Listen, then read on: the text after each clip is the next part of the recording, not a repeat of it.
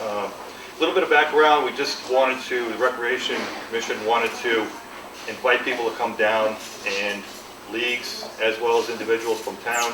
Even we've got the high school slated too, to kind of put your requests of what priorities you'd like to see, what programs that you'd like to see from a recreational point in the town of Oxford. Well, you need to, I think, either turn it up or speak into the microphone. Is that better? Still can't. Too loud. Maybe the volume.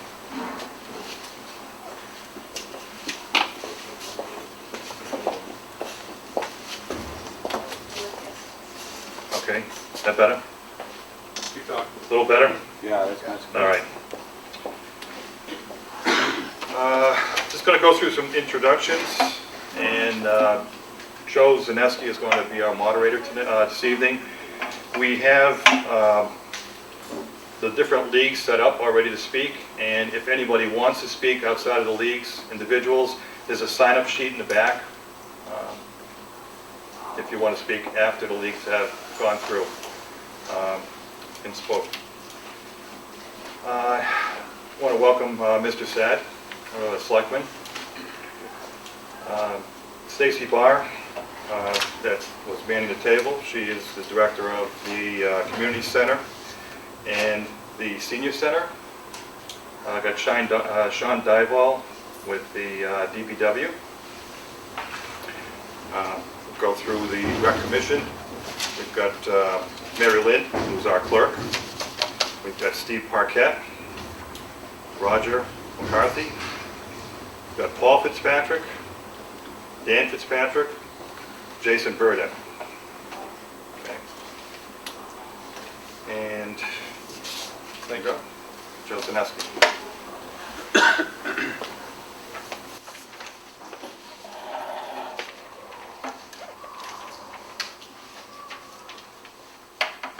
Did I bring some papers yet? I left them there, you took them.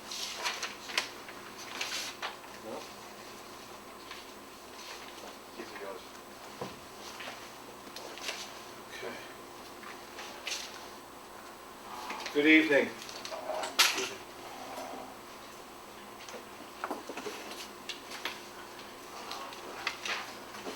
The Oxford General Bylaws, Chapter 27, is entitled Recreation Commission. Recreation Commission of 7 members shall be appointed by the town manager for 5-year overlapping terms. Presidents of leagues sponsored by the commission shall serve ex officio. The Recreation Commission shall be responsible for the development of town recreation programs within the Division of Public Services in accordance with Section 641 of the Town Charter, except for those programs under the supervision of the school department. There's a separation there. The DPW director shall have charge of any recreation area assigned to the Recreation Commission by the Board of Selectmen or town meeting, and shall be responsible for the upkeep of such area. Now, this is important to understand, that DPW has that responsibility. So money that comes from town meeting is spent through the DPW to build or upgrade, maintain, and this is what we do. The guidelines for tonight, and the intent, as I understand it, of tonight, is to get comments from folks, from the leagues, from the public in general. I can understand why you wouldn't want to have 2 activities going on at once here. Individuals wishing to speak before the commission must sign in, provide their address, identify their affiliated organization, if any. Sports leagues will be asked to speak first. That's the ex officio part of the Recreation Commission. And identify their top 3 priorities for the next 5 years. The purpose here, as I understand it, is to try to get a 5-year plan for the fields and the recreation in general.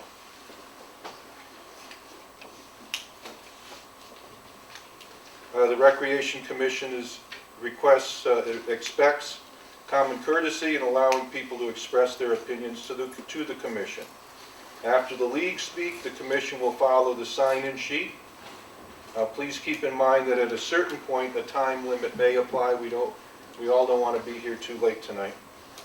We'll have only one speaker at a time will be allowed to speak, and please be aware that the meeting is being taped and will be televised at a later date. So, according to the list I have, we have the high school first. Is there anyone here from the high school yet? I think they had another meeting this evening on, so he may be a little late. Next on the list is the Jack Benny League. Sir. Maybe what we'll do is, so you can address the commission from here, okay?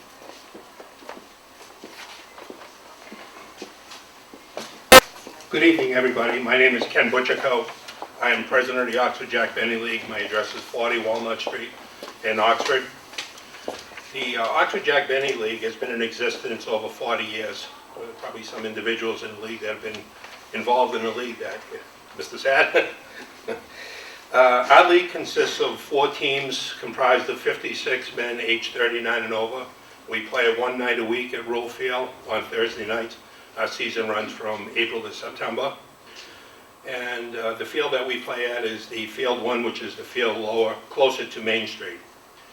Our top 3 priorities over the next 5 years consist of primarily field improvements, which include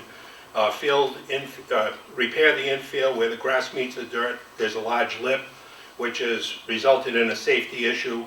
Balls come off the dirt, hit that grass lip, and they end up being almost eye-level high. So that's definitely a concern from a safety issue. Other improvement requests that we would like to see, if possible, would be maintaining the infields by removing the weeds from the infield during the season and raking and dragging the infield during the season if possible. Additionally, a repair of the lights and improve the lights would be strongly requested. There's about 25 to 30% of the lights that are out during the course of the season, which again makes it very difficult to play, and it's a safety issue as well. And lastly, bathrooms would be a strong request for our league going forward as well. Those are the requests that we have. Does anybody have any questions at all? Go ahead. Okay, thank you very much. I just have, and I don't know if you did you identify how many players you have and things like that? I'm sorry, yeah, 56 players. I thought I did, I'm sorry if I didn't. 56 players comprised of 4 teams, and the season runs from April to the end of September. Thank you. I have one question. Yes, Steve. Kenny, what's wrong with the lights? So you got lights out, or they need to be adjusted, or Both, both? Steve, yeah. So you have lights out, and the lights need to be readjusted? Yes. There are some banks that are completely out, some are pointed to the ground, and they're of no value to fielders. Okay. Anybody else have any questions? Thank you. I'd like to also acknowledge the presence of Selectman Gallant. Susan Gallant came in a little late. Welcome. Next on our list is Lassie Lee.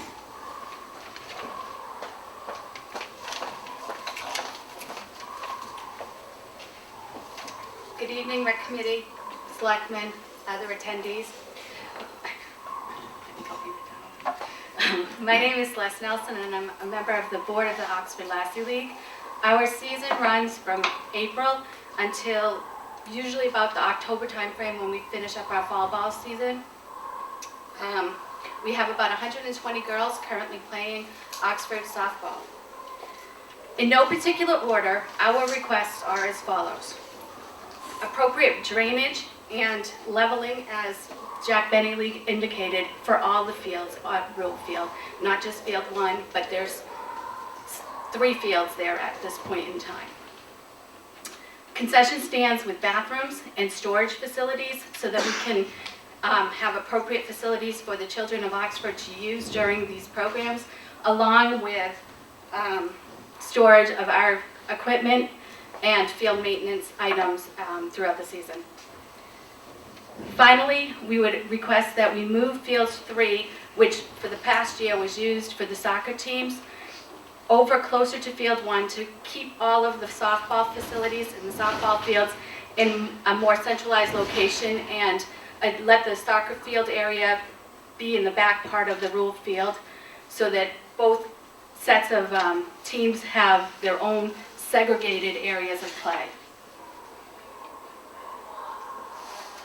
And that we maintain 3 functioning softball fields or more at all times to accommodate all the girls that are playing softball. Thank you. Any questions? I got a question. Sure. Where are you suggesting that other field should be? Up behind field number 1, Yeah. there is an open field that used to, I believe, used to have a softball field there as well. Yes, it did. And we're suggesting that we move the field up behind field 1. So then you'd and- have 1, 2, 3 fields together. Exactly. Okay.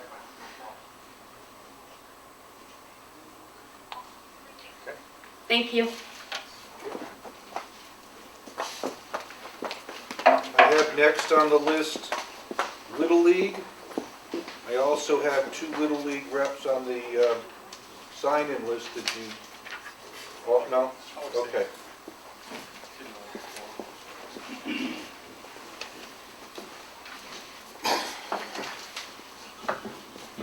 Thank you. My name is Steve Horgan. I'm the Oxford Little League president. Presently, we have 400 children participating in our spring program and 150 children participating in our fall program. Our season runs from April 1st to October 31st. I've prepared some reports for the Rec Commission. Pass those out, Joel. Over the last 7 years, the Oxford Little League has funded improvements at the Stanley Johnson Field and the 2 fields out at Greenbrier, as well as building the softball field at the high school. The total cost of these projects was $136,000, and that was all funded by league money and built by league volunteers. Our capital improvements for the next 5 years consist of, number 1, construction of a 60-foot baseball field. Presently, we have 27 teams vying for 2 fields. 3 fields if you add Clara Barton to the mix, and that's a cost to the league every year. The second would be fence replacement down at Greenbrier Horgan Field. Right now, we have a 4-foot section running along the base pass. It's getting dangerous with the kids getting bigger. And thirdly would be the redesign of the dugouts at our lower field at Greenbrier. Right now, they're a step-down dugout. When it rains down there, they flood out. And one of these kids are going to get hurt one of these years.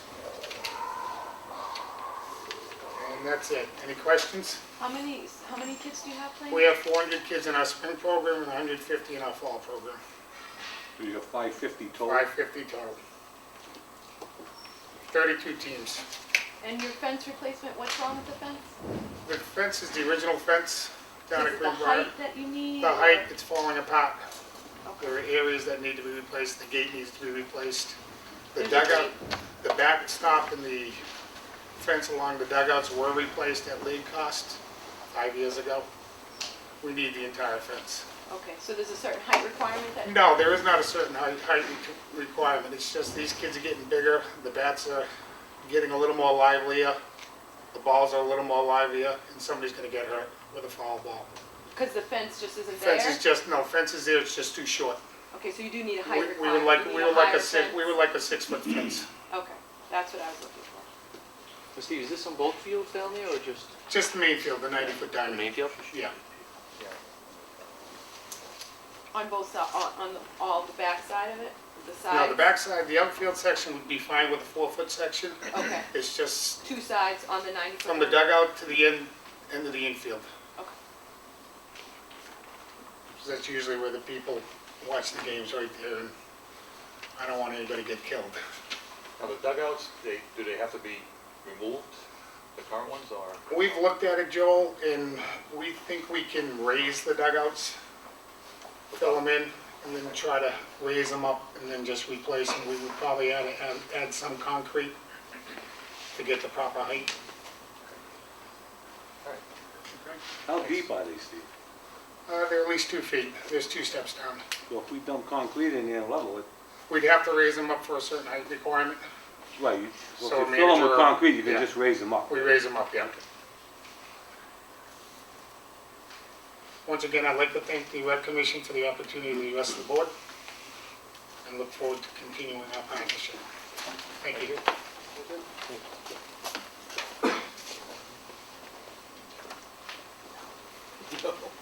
There's no room. We'll make room, you shouldn't be sitting there. All Come right. up there and get a chair.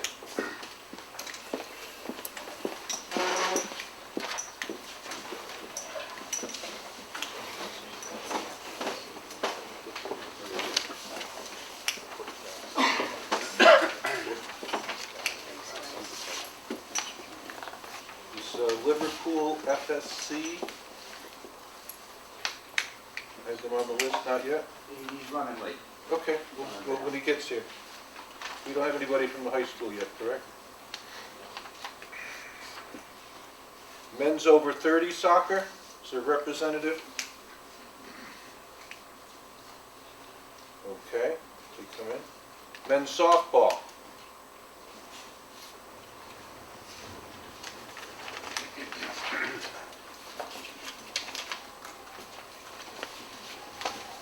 Takes me a couple of minutes to get going.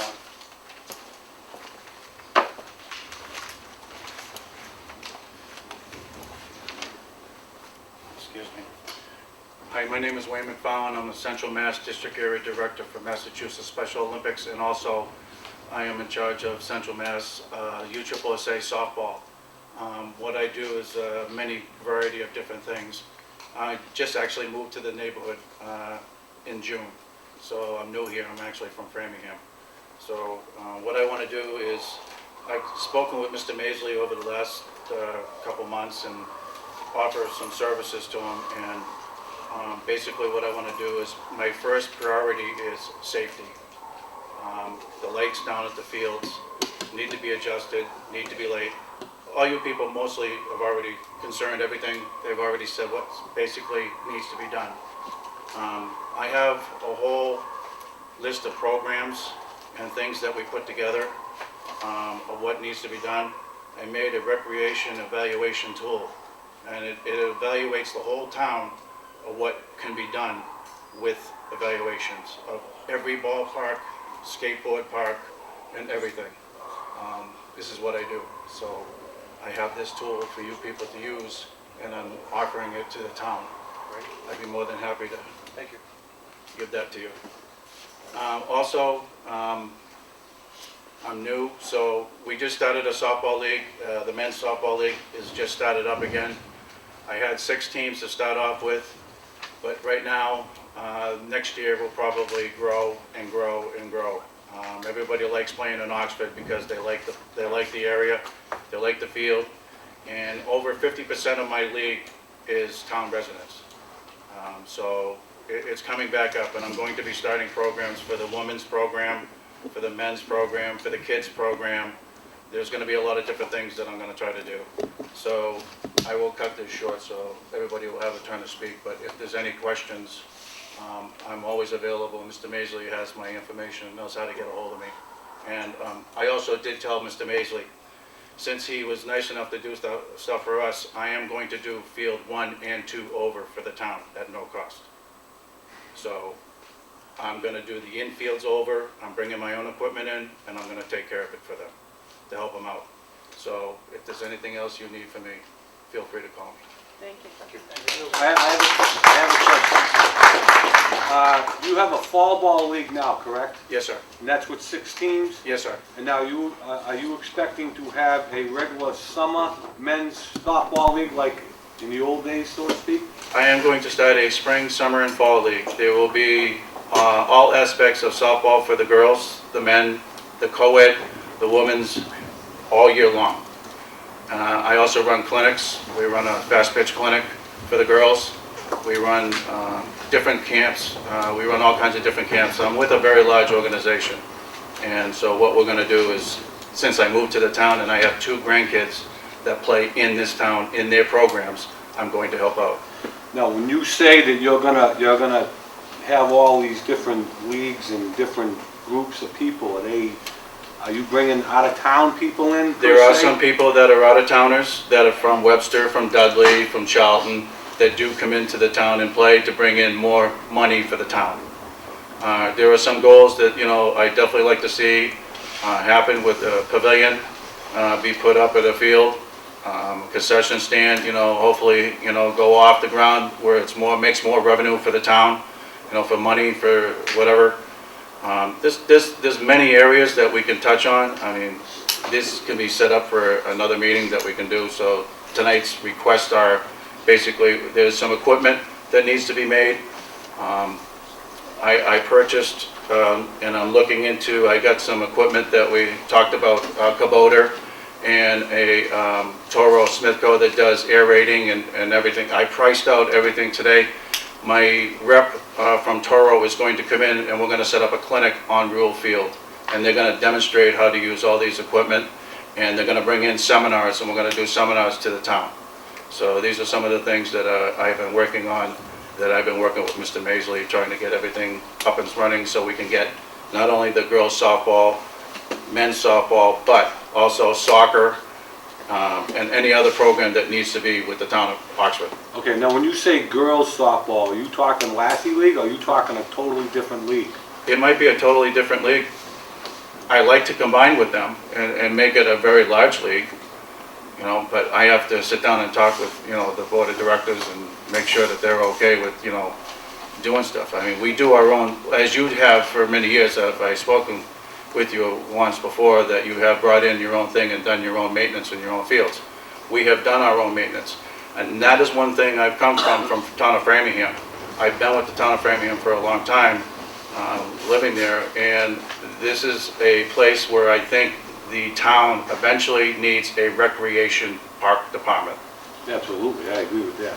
I like your intentions and everything, but the only thing that I'm concerned about is if you bring in all these leagues like you say you want to and get this thing up and running, Yep.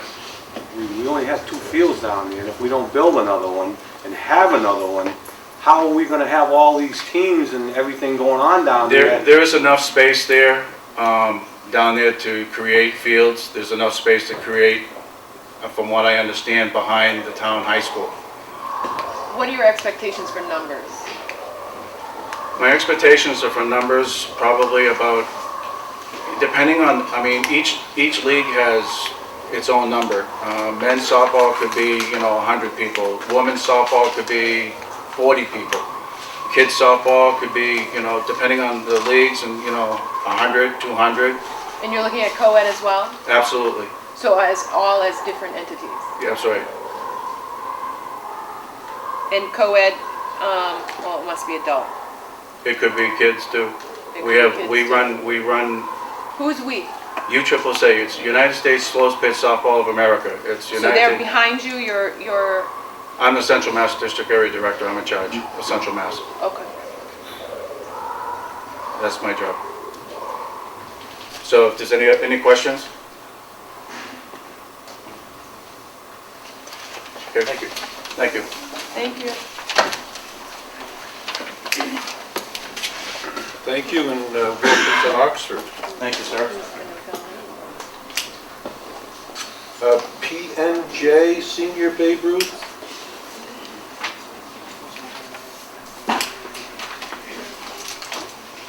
And you're also signed in because you're going to speak on this section. Yeah, thank you. My name's Larry Bunn. I'm with Brentley Foundation Senior Babe Ruth Baseball Team. We play in the Paul N. Johnson League up in Worcester, Massachusetts. I'm here not just for baseball, but for all of youth sports. We would like to see a baseball field that is designated in the town for just baseball. We currently play up at the high school, and as you may know, they use the outfield of the high school for soccer, they use it for football, and their gym classes, things like that. It gets chewed up pretty bad, and it's they don't have time to recover it for the baseball season because that starts so early in the spring, right around the 1st of April, and the fields never get a chance to recover. And it's pretty difficult for a player, as silly as this may sound, it's pretty difficult to field a ground ball when it's bouncing through ruts and depressions and bouncing off of dirt. So not only that, but if we had a field that was fenced in, it's a much more playable game. Currently, there's no outfield fencing. Sometimes you see an outfielder run 60, 70 yards for a ball. I kind of relate it to the same situation as playing field hockey or soccer without any out-of-bounds markers. If there weren't out-of-bounds markers, they could be chasing the ball all over the field. So it makes a much more playable game with a outfield fence. I have a degree in sports turf management from the University of Massachusetts. I've got over 50 years in sports fields maintenance. I'm concerned about the fields, the conditions of them, and there's no reflection on the custodial staff or the DPW staff. There are multiple people, they do a lot of different things in the town, and they don't really have the proper equipment. One of the issues I can tell you about that came up this summer was because it was such a hot, dry summer, the fields became pretty baked. And when they're that hard, you know, you can have some serious injuries. If some player takes a fall, bangs their head off the turf, you can have concussion issues. There was a study that was just done from 1997 to 2007 that concussions in youth athletes from 14 to 19 have gone up 700% in the last 10 years. Ages 9 to 13, it's gone up 300%. There's a test called GMAX testing, which measures the hardness of a field. If somebody suffered a severe head injury on that field, and OSHA or somebody came out and took a GMAX testing on that field, and if the rating goes over what they call 200, then the town could be in some serious lawsuits. So there's a lot of issues involved with these fields that need to be addressed. And everybody here, I'm sure, has safety issues, whether it's soccer with the unevenness of the fields that I've seen down at Rural, whether it's baseball with lips. At the high school, there's 3 grates in the outfield. That if one of them's a couple of them are solid grates, the others are a grated type. A kid could chase a fly ball, not know that grate was there, catch a cleat into that grate, and again, you're going to have a serious injury. So these are some things that need to be addressed.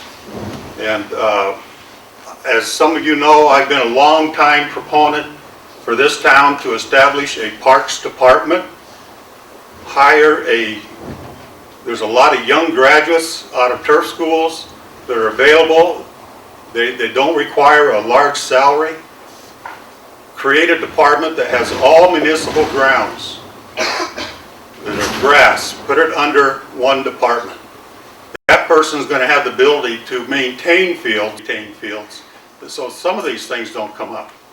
It'll also reduce the amount of equipment we have in the town. We have duplication of equipment between DPW and the high school, and that could be eliminated. You could take that money and purchase some equipment that would be of great value, like an infield machine, to maintain your softball and baseball fields, eliminate a lot of those ruts and things like that. So I am in sales. I travel all of Massachusetts, Connecticut, Rhode Island, working with municipalities. And the ones that have the best fields are the ones that have a parks department. And I don't like to just overemphasize best, because its safety is the first thing that we should all be concerned about. So that's in addition to being concerned about baseball, I'm here for all the fields. Larry, I have a question.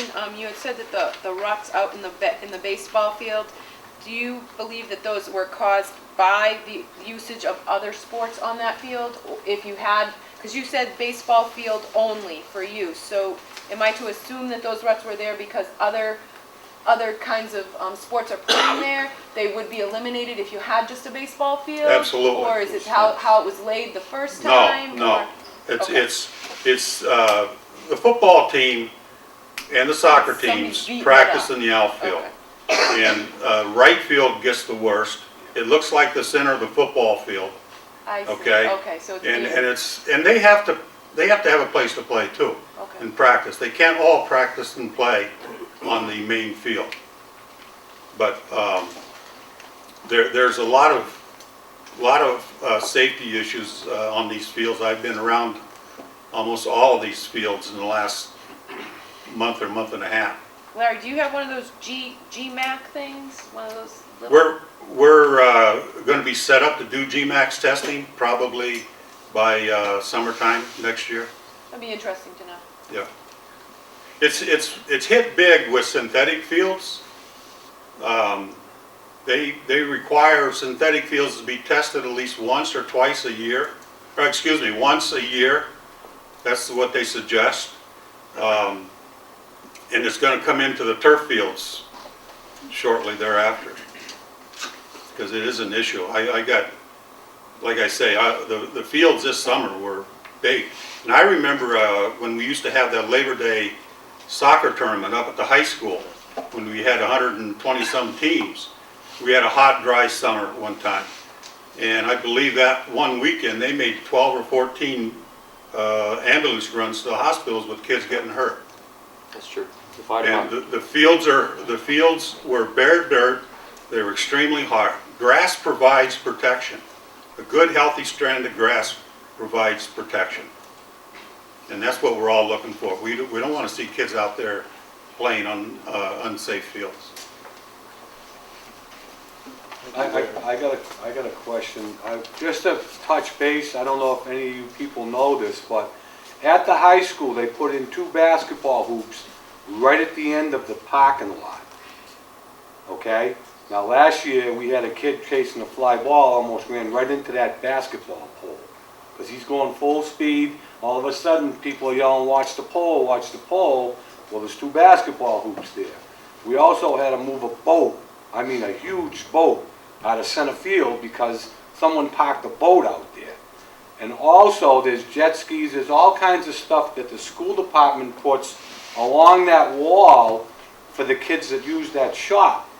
So we have to make all kinds of ground rules when we play there, because if a ball rolls under the jet ski, it's 2 bases. If it bounces off the dumpster that's in center field, it's a triple. If it rolls onto the asphalt in the parking lot, we have to kill it.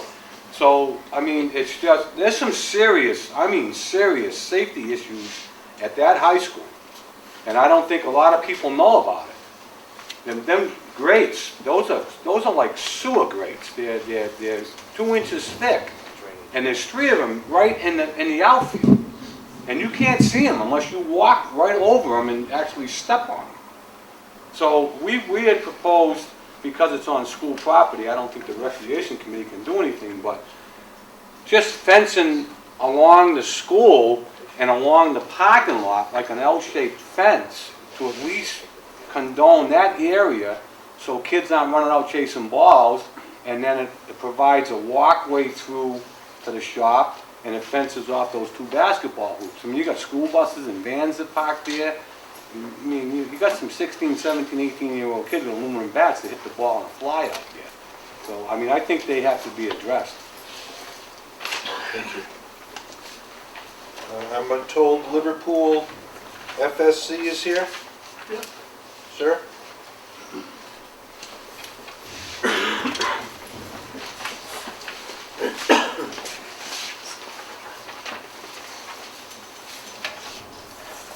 How you doing, guys?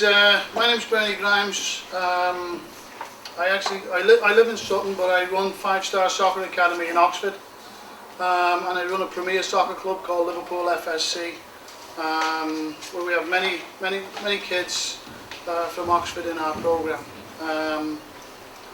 Liverpool FSC has a membership of approximately 220 kids playing soccer right now. Not sure exactly how many are from Oxford, but it's quite a percentage. Soccer's a young sport and still growing. We're a young club and still growing.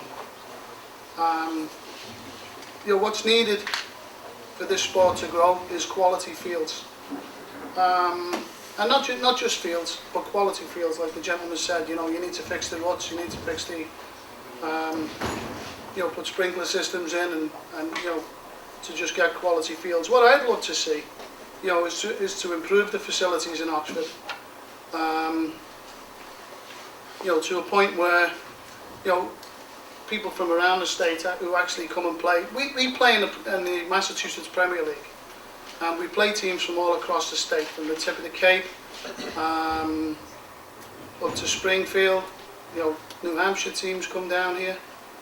And when we go out to their fields, they have some really beautiful facilities. And it'd be really nice to show off Oxford to them. I'd love to see lights put in down there if it's possible. I mean, the baseball field has lights there. During the fall, when the youth soccer are practicing there, it's over at 5:45. Parents can't get there. They're rushing there at 5 o'clock. So if you had some lights there, you'd be able to increase the practice times. And like I say, this is a young sport. You're trying to develop the players. If you can't get them on a training field, on a quality training field, you can't develop them properly. It'd be nice if you had a synthetic grass field over there. You'd be able to play longer. The youth soccer leagues would be able to start on time. And there'd be less make-up games, because of rain. And lastly, somebody mentioned about Oxford Youth Soccer used to run a tournament. I remember before I even came to Oxford, I lived in Sutton and I coached Sutton Town teams. I used to love bringing it was a 6v6 tournament they had in Oxford. It was well run, it was quality, and I believe they had to leave for some kind of development. They went over, the high school had to come over there or something. There was a reason why it was stopped.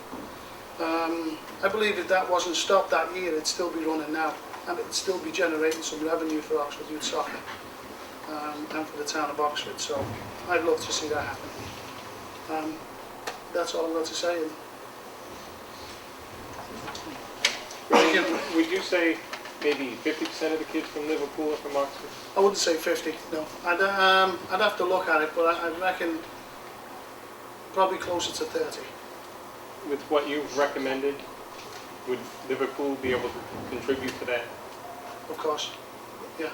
Liverpool right now, we rent that field space from the town of Oxford. And I think we, I don't want to go into numbers because I don't know if it's appropriate to do that. But we give back to the town, I think, thousands of dollars, and I'd love to see them do something with it. What kind of numbers do you expect your program to grow in the current conditions that you have right now? Okay, right now we're about 220 members. Each year we grow by 2 or 3 teams. So each year we'll grow by at least 30, 40 members. Okay. I expect right now we'll have 16 teams come the spring.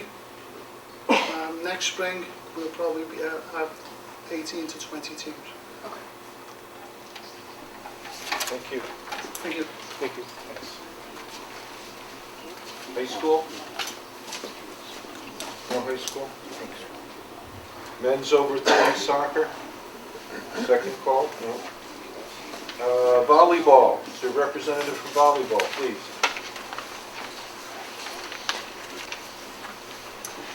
Hi, I'm just basically here to introduce myself. Thank you for all the permits you've been giving me. My name is Karen Kahn, and I live on Vernon Street in Oxford. We're very happy with the facilities, with the exception of, it doesn't get raked out very much. Like, it gets done at the beginning of the year, and then it's like, we're forgotten for the rest of the year. If we could get someone down there every couple of weeks just to kind of rake it out, because if it's not raked on a regular basis, by August, we have a lot of bees burrowing in there, and you know, it just makes some of the women on our team a little nervous to be playing out there. Some are allergic to bees, and you know, it's just makes it a little difficult. But by raking it on a regular basis, I think that would definitely help. As far as everything else, like lights and stuff, we don't need any of that. And we're growing. We have right now, when we play outdoors, we have about 30. Last year, we tried it just women, and we had 15. And it worked, but you know, playing every week, we were all tired, so we bumped it up to co-ed this year, and now we're up to about 30, maybe 20, about 25 show up every week for outdoors. And thankfully, we're able to play indoors here. They provide us with a night here on Monday nights from 7 to 9. Unfortunately, it's indoors. We only have one court, so we have to keep it at a minimum roster. So we play on a rotating schedule, where we play for like 2 weeks, and then the person has to take a week off, kind of thing, so that we can, keep everyone playing an equal amount of time. What's the age of your groups? Like, are there young, like, are there any kids, or it's just adults? We don't know. It's Just adults? 18 and over. Okay. And right now, I think the youngest playing for us is like 20. Okay. Indoors, outdoors. Every now and then, someone might bring their 15-year-old, and we'll let them in with the idea that we're not responsible if they get hurt, kind of thing. Because again, you guys provide the permits, and we're all adults, and everyone's known that they're responsible for their own safety. Do you see it growing? It could. It could. You went from I think 15 to 30? They were nice enough to put it, advertise it last year for us, for outdoors. We'll be talking to them again about possibly doing that again. We did advertise it as a non-competitive sport. However, we noticed that we have some people that are a little bit more competitive, and where there are 2 courts, we can say one court will be a non-competitive and the other court would be a little bit more competitive type thing. When does your schedule run? We usually, like the end of April till September. Is the raking, does it mean just plain old raking like you rake leaves, or raking with a machine? What kind of raking do you use? Soften it up? Just to soften it up, right? Because sometimes you get a hard rain in the winter, and in the summer, and it just packs it down so hard that when it plays barefoot, it's very hard. And then sometimes, you get some teenagers down there, and sometimes we get worried about broken glass or whatever. We all just play barefoot, so we try to watch. What do we rake the infields with? How do the infields get taken care of? Yacht race? Is that something that we could do in that? Yacht race? They could be right now. With a machine? Machine, or you can do a little bit more.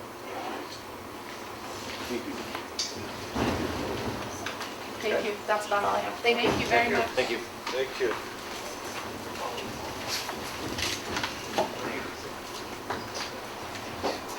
Any new yet? Youth soccer is next on the list.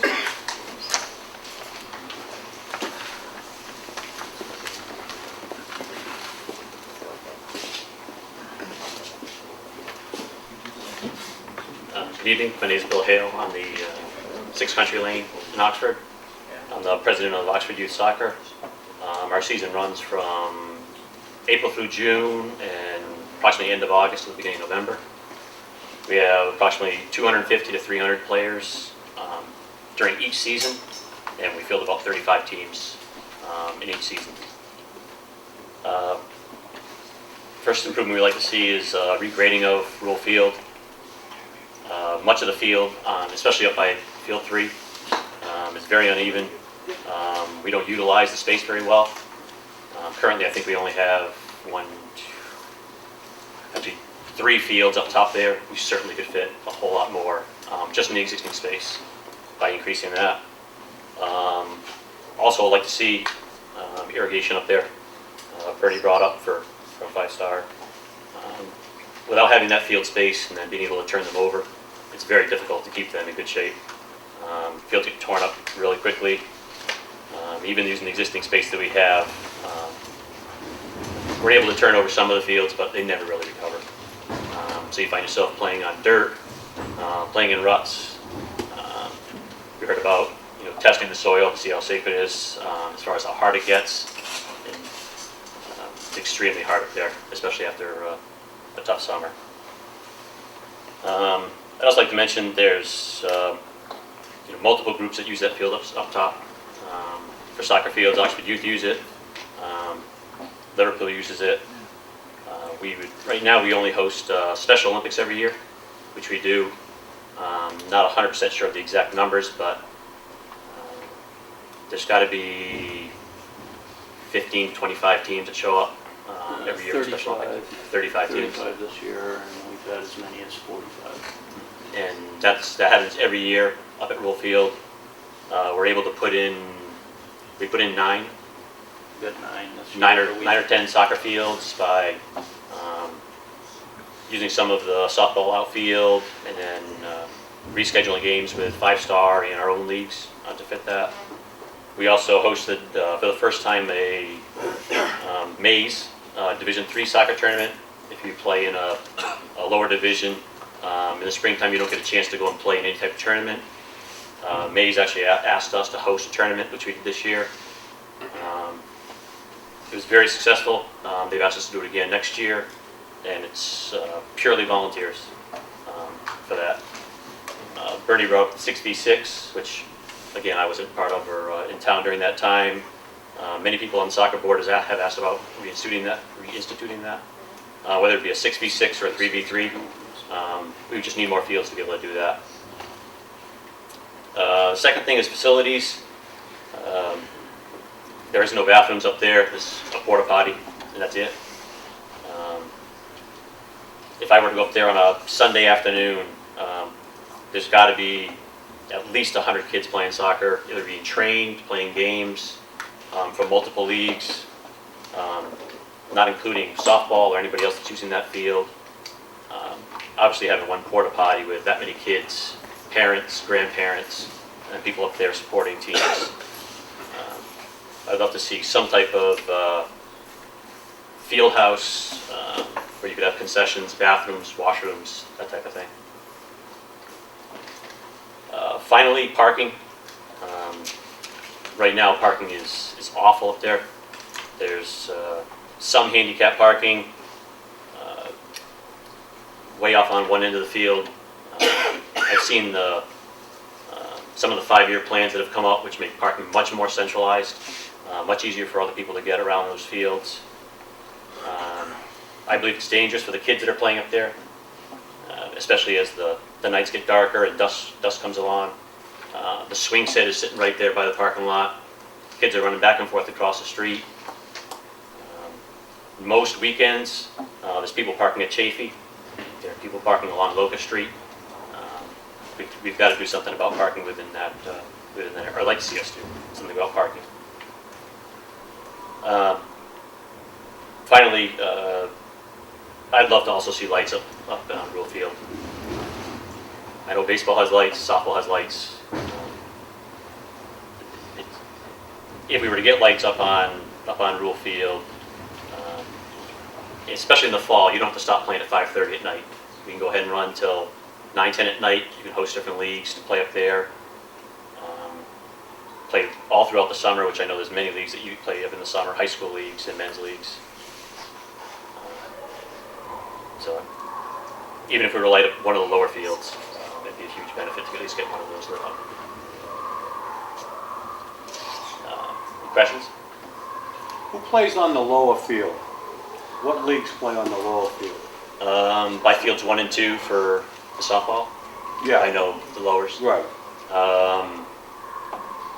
The older boys will play there on the large field. There's one large field cut now. So you've got, say, U14, U16 boys, The men's league plays on there. We use it for practicing, of course, during the week. Off toward Field 1 on the outside of the fence is mostly Pee-wee type training for our little guys. So it's essentially you can park right outside the fence, so parents are right there with their kids. These are all 5, 6, 7, 8-year-olds. These are all little guys. That's primarily the biggest users. The high school leagues use it during the summertime. They play after 6 at night during the summer. Especially those fields get used pretty hard. You can rotate that big field 90, so it does get a little bit of recovery. That far corner is always wet, so regrading, adding some fill, and then just the field conditions in front of goals always get torn up. There are certainly, if you walk the lower field, especially the big field, there's large divots and spots. They just need some fill, aeration, seeding, fertilizing, and stay off them. Even rotating, you still got to stay off them at times. So by having more field space, my son's been involved in Premier, and some of these places that you go to, they isolate fields and they don't play on them for a season. So they aerate. You play on a field right next to an existing field and let that one recover a little bit. Or you only run games on that field. You don't run practices, so people stay off it while you can let that recovery. Do you see your league growing? You said you were at 200 to 300 each season. You have 2 seasons currently. Do you see it at a good steady number, or do you see growth in it? I see it growing. Especially from the Pee-wee side. We have I think approximately 160 to 170 5, 6, 7, 8-year-olds. So they play in 2 different leagues. So 5, 6. We run a little critters program for 4-year-olds. That's probably in the neighborhood of, I think we had 48 kids, 48 4-year-olds, doing little critters, which is a pure training. They don't play any games. It's all training that we bring in. So we need to continue to improve, but as we bring in more programs for the younger groups, our U8s, U10s, U12s should maintain that type of size. But it's something we continually work on from our little guys. Start with the young guys and girls. There's more young girls playing soccer than there are boys at times. It's a huge sport for girls. I have one question. Yep. What percentage of your teams travel outside towns? Our travel teams are 10, 12, 14, 16s. There's probably 100, 15, 10, probably 150 kids that travel. In an 8 or 10 game season, only 4 or 5 games are home. There are towns that don't have soccer fields, so we may have we may host other towns. So if you were to play, I couldn't give you a good example, but I'll pick on Webster. If Webster were redoing their fields or had problems, we may play a home game, our own, and then play again home against Webster. They have to be the home team. All right, thanks. All right, thank you. Okay, I don't think anyone from high school came in. And I also, we skipped over men's over 30 soccer. Okay, that takes care of the list of all the leagues that were invited to speak. So we open it up to the general public. I'll go in the order of the sign-in list. I noticed, for example, Keith Giard signed in. You had an organization affiliation Lassie League. Do you want to speak in addition to the representative from Lassie League? No, it's about something different, not just affiliated with it. Okay, so you want to talk about something else. That's fine.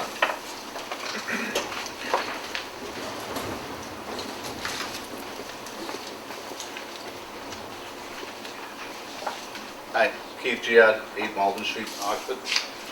I just have a comment. Everybody's talking about a rec commission, about Parks and Recreation Department.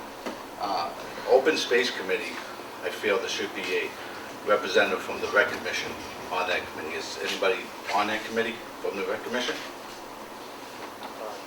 So I would just like to bring up that point when that committee is put together, that a representative from the rec commission should be on there. Just an observation on my, if we're gonna grow this town, we need to have the representatives in the right places. That's all I got for that. Thank you.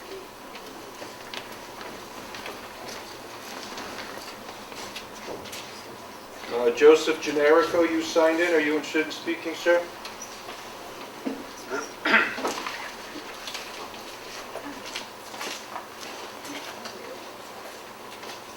Joe Generico, 373 Main Street, Oxford. I am working for Project Coffee, which is an alternative high school program here in Oxford. A couple of projects that we've been involved in was the Greenbrier Park shed, which allowed them to do their lights and irrigation. And also another project that we're currently working on is the Rule Field renovation of the roof of their large or old concession stand. So these are some of the projects that Project Coffee is working on to benefit the town. The only thing that the cost is the cost of the materials, and there's no additional cost to the town. So just want to let people know that Project Coffee is there. It's doing a service for the community. We've also been involved in several sheds, storage facilities for both the elementary schools and the Clara Barton camp. So we're heavily invested in the community. So I just want to let people know. Thank you. Thank you. Thank you. Thank you, sir. Daniel Fitzpatrick, you had signed in. Are you interested in speaking? Yeah, just so much.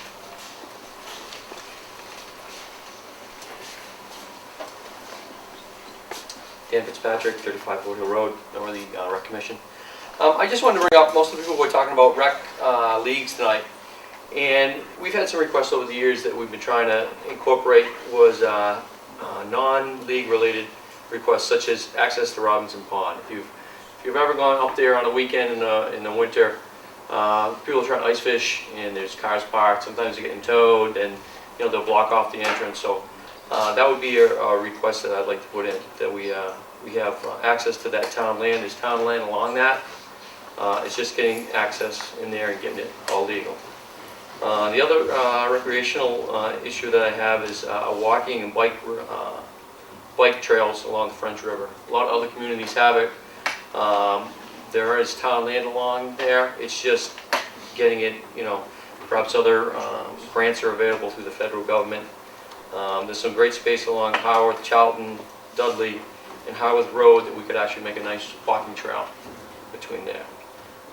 That was actually number 2. And the third thing I had was, I grew up in this town a long time, and we had a great situation with Carbuncle, and it's kind of fallen by the wayside. It used to be a nice, snack bar down there. The bathhouses were open a lot more, and it's now, to the best of my ability, just open when we have, swimming lessons, and that's kind of it. So I'd like us to do, something with those non-league related recreation. And just as a side note, I was the director of that, the Oxford Six-a-Side for 10 years. And we actually made, over 100, well actually we didn't make, but we donated, we make the money, over $150,000 to sports programs. A lot of the old football equipment was all bought by us. The scoreboard that's up at the high school now was bought by us. And, band uniforms, everything. So if anybody wants to get together and do that again, my committee kind of fell by the side when we built a new high school. We went to Rule Field for 1 year, but it just didn't work out down there. And a lot of it was just space. We needed a lot of space to bring in those teams. So I'm on the board. Just let me know if other people want to get into it. It was a great fundraiser, for all of the sports teams in town. And so let me know. Thank you.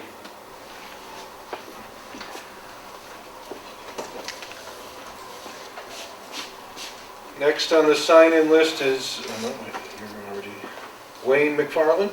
I've already spoken, I'm all set. You're all set, thank you. Burke Desautel? Sure.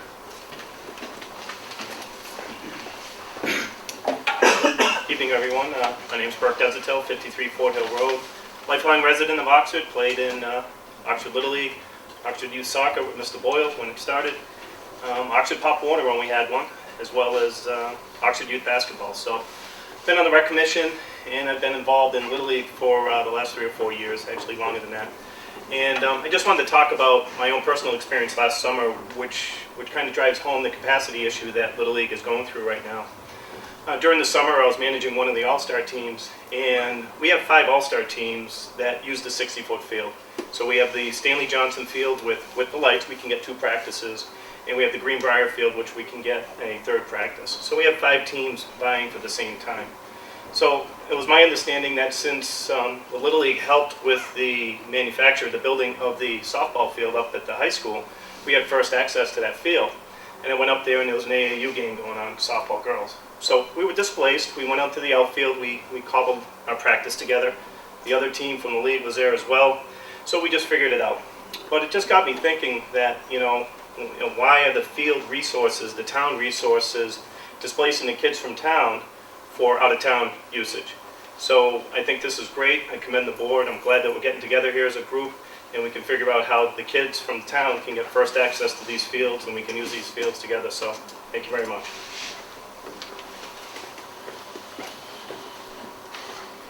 Thank you, sir.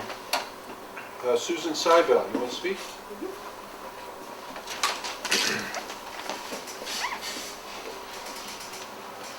Thank you. Susan Seibel, 185 Sutton Avenue.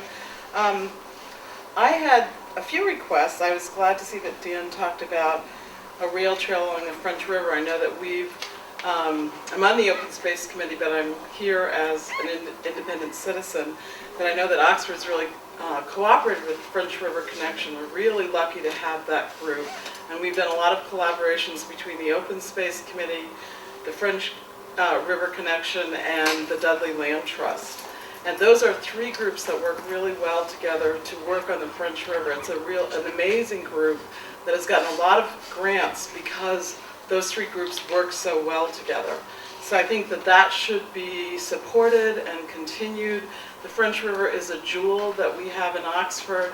If you've ever kayaked down it, it's just amazing that we have that. So I think the rail trail should be pursued, the Blue Way of the French River, and a rail trail along the French River. I'd also like to see this community center developed. I think the Whiten Community Center is a treasure in that community, and that this community center could be that. I think we need a swimming pool, an indoor swimming pool. I think we should think big. I don't think we should think limited. I think as the population ages, there'll be a lot of people who can do recreational swimming as well as therapeutic swimming, as well as children taking swimming lessons.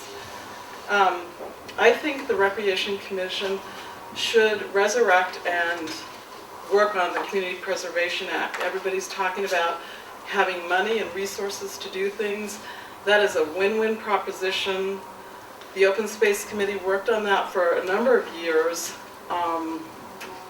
And in that proposition, you would raise funds, a third of which would go to recreation every year. So I think there were people who didn't understand it. I think the towns that have had it for years have really funded a lot in their town.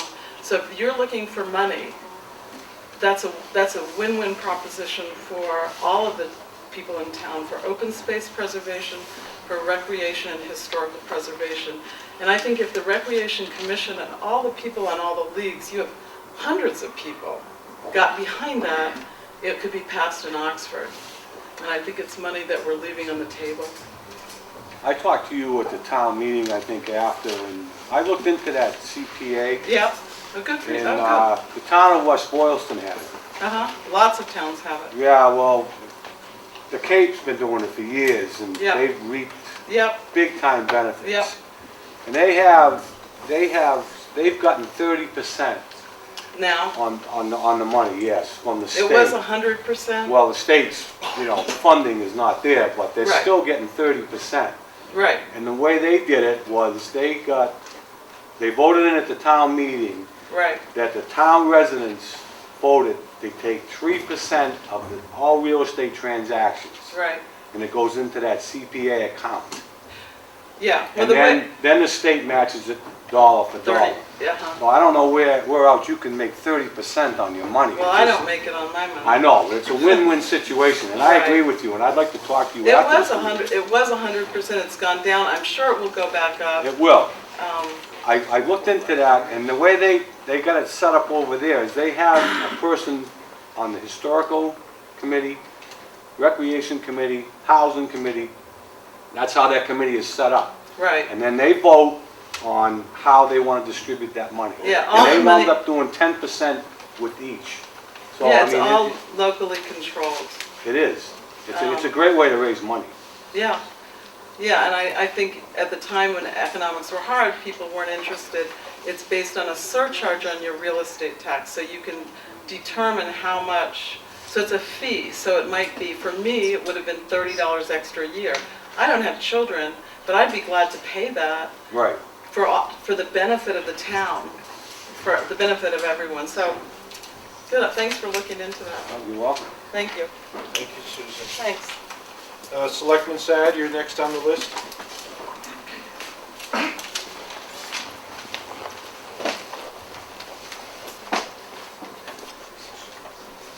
Thank you, Mr. Manager. Selectman John Sad, 83 Dudley Road. I want to take this opportunity to thank the Recreation Commission for coming forward with this meeting tonight. I think it's very important that the lines of communication get opened up. We have lacked that for a long time, and it's a privilege and a pleasure to see people volunteering their times to want to make something work for the betterment of the community. I think a 5-year capital outlay plan is an outstanding thought, and I think if we stick to that, I think you're going to see bigger and better things happening with our recreational facilities in this community. I think we've reached a point, and it was touched upon several times this evening, about the maintenance of the fields, the maintenance of all our recreational facilities, or the lack thereof. And I think the time has come where we do need to pay special attention to a park and recreation department within our DPW. Other communities have done it. And it may seem like not the right time because of budget woes that we're all facing. However, I think that we can at least begin the process to establish such a department within the town government. And I don't think it would be that costly. I think in the long run, the town and the residents are going to benefit by it. Most of the maintenance that takes place during the warmer months. That's where all our fields have to be maintained and whatever. So even if we began by creating a department with one person to begin with, one person who's knowledgeable and trained in recreational maintenance. And in the summertime, when the bulk of the work has to be done on fields, etc., basketball courts, what have you, volleyball courts, we can hire our own people from the town of Oxford as part-time summer help. It not only helps the recreational department improve our fields, but it gives an opportunity to young people in the community to work within the community to help develop our recreational facilities. The other thing I think that we have to pay attention to here is prioritizing usage of our facilities. Just by listening to speakers this evening, I am wondering how much time is actually dedicated to Oxford individuals in leagues that are 100% Oxford residents. Are they getting shunned? Are they getting pushed aside because we're looking for funding from other organizations that are taking up town space, utilization of our fields, basketball courts, what have you? It's a great idea to have these organizations from outside of town come in. They help pay for facilities, the use, but I think the priority has to be our own residents. They come first. And I'm not saying we should eliminate outside usage, having soccer leagues from outside come in, or baseball teams, or softball teams, or what have you. But I think the main direction we have to take is maintaining our facilities for our use as a number one priority. Thank you.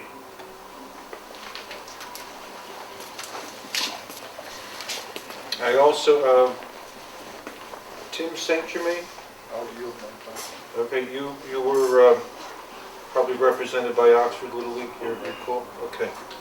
That's everybody on the list. Is there anybody came in afterwards that wants to speak from the public? I do. From the public? From the public?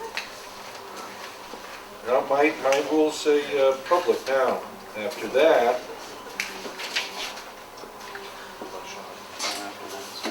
Sean, do you want to add anything to this? I'll be happy to answer any questions. Okay. All right, I think that ends our program. That's what I have at the end of my program. My understanding is that, I would actually like to speak. okay, I came in late, terribly sorry.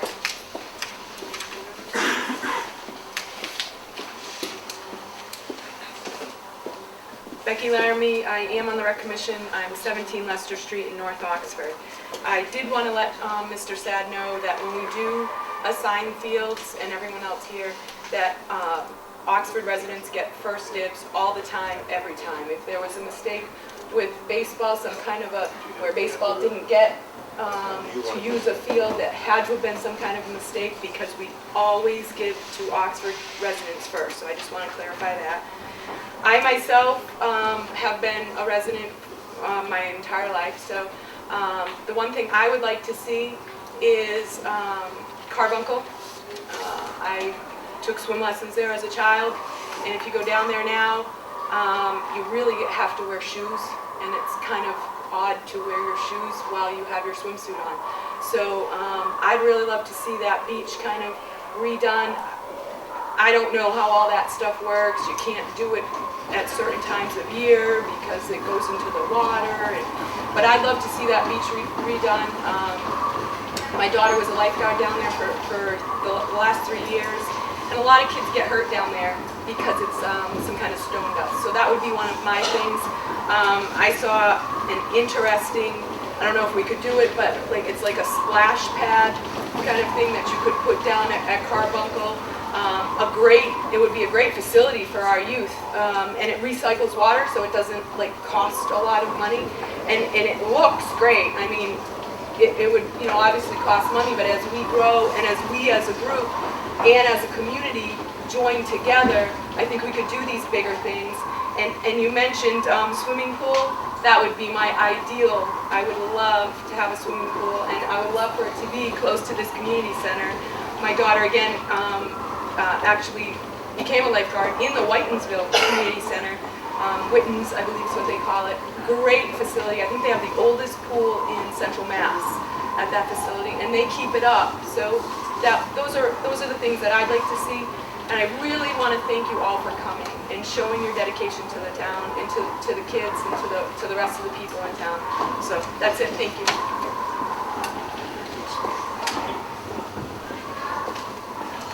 oh, and Chairman Maisley wants to speak too.